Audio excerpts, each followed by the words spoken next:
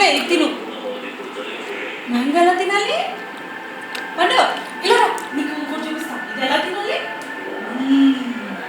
యమ్మీ యమ్మీ యమ్మీ. అది అదా?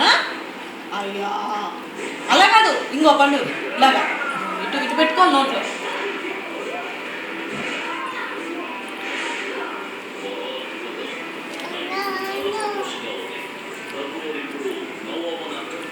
ఇంకో మ్యాంగో మ్యాంగో.